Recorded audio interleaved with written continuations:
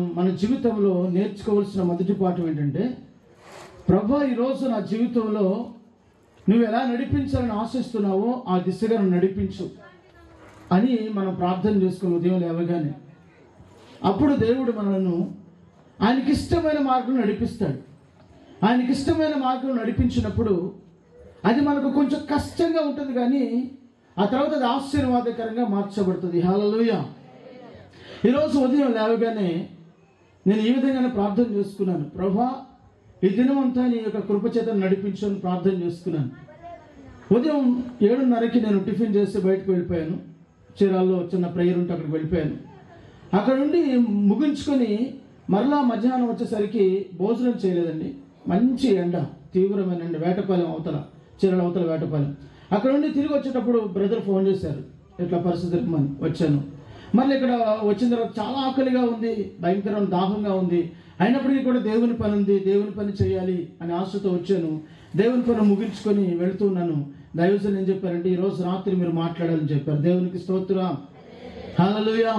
ఈరోజు రాత్రి మీరు మాట్లాడాలని మరలా ఇంటికి వెళ్ళి కొద్దిసేపు ప్రార్థనలో కూర్చొని దేవుని సన్నిధిలో కనిపెట్టి ప్రార్థన చేసుకుని, ఈరోజు నాకు మందిరంలో ఆన్లైన్ ప్రేయర్ పాస్టర్ గారు మీరు చూసుకోండి అని చెప్పి నేను ఇక్కడ కూర్చోవడం జరిగింది.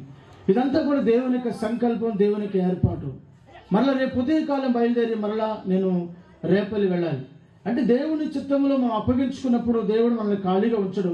ఎక్కడో ఒక చోట ఏదో ఒక పరిచర్యలో వాడుకుంటూనే ఉంటాడు. కనుక దేవుని చిత్తమునకు నువ్వు అప్పగించుకున్నప్పుడు నీ జీవితాన్ని దేవుడు ఆశీర్వాదకరంగా మారుస్తాడు అనడానికి నీ జీవితం నీవే అనుభవించి చెప్పాలి. హల్లెలూయా. మంచిది. పరిశుద్ధ గ్రంథం నుంచి కొన్ని మాటలు మనం విందాం. చూడండి, పరిశుద్ధ గ్రంథాన్ని తెరిచి ఒక పట్టణం, ముందుగా కొంత ఇంట్రడక్షన్ చెప్తాను, తర్వాత మీకు వాక్యం తీసుకువెళ్తాను. ఒక చాలా రమ్యమైనటువంటి ఒక పట్టణం ఉంది. చూడడానికి చాలా సుందరమైన పట్టణం, చాలా రమ్యమైన పట్టణం. అందరూ ఆ పట్టణంలో ఉండడానికి ఇష్టపడతారు. మీలో ఎవరైనా హైదరాబాద్లో ఉండడానికి ఇష్టపడతారు కదా, ఢిల్లీలో ఉండడానికి ఇష్టపడతారు కదా, బాపట్ల సెంటర్లో ఉండడానికి ఇష్టపడతారు కదా. అట్లా ఒక రమ్యమైన ఒక పట్టణం, చాలా అందరూ కోరుకుని మెచ్చుకుని ఒక సంతోషకరమైనటువంటి ఒక పట్టణం ఉంది. ఆ పట్టణంలో ఉండాలని అందరూ ఆశిస్తారు. అటువంటి ఒక పట్టణం గురించి బైబిల్లో రాయబడింది. ఆ పట్టణం చాలా విలువైనదట, చాలా రమ్యమైనదట. ఆ పట్టణం ఉండడానికి అందరూ ఇష్టపడతారట. కానీ ఆ పట్టణము దేవుని దృష్టికి విలువైనదిగా లేదు. మనుషుల దృష్టికి విలువైనదిగా ఉన్నది, కానీ దేవుని దృష్టికి ఆ పట్టణం విలువైనదిగా లేదు. దేవుని దృష్టిలో ఆ పట్టణం పాడైపోయినదిగా ఉంది. దేవుని దృష్టిలో ఆ పట్టణం విడువబడినదిగా ఉంది. దేవుని దృష్టిలో ఆ పట్టణం నాశనం అయిపోయినదిగా ఉంది. దేవుని దృష్టిలో ఆ పట్టణము చాలా నీచమైన పరిస్థితిలో ఉంది. కానీ మనుషులందరి దృష్టిలో ఆ పట్టణం ఎలా ఉంది?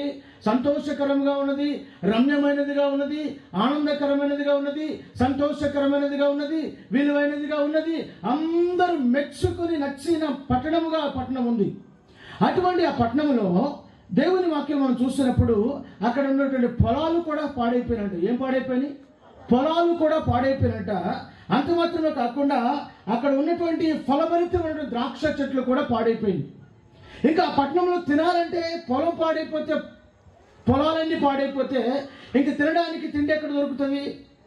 ఆ విధంగా దేవుడు ఆ పట్టణాన్ని శపించాడు.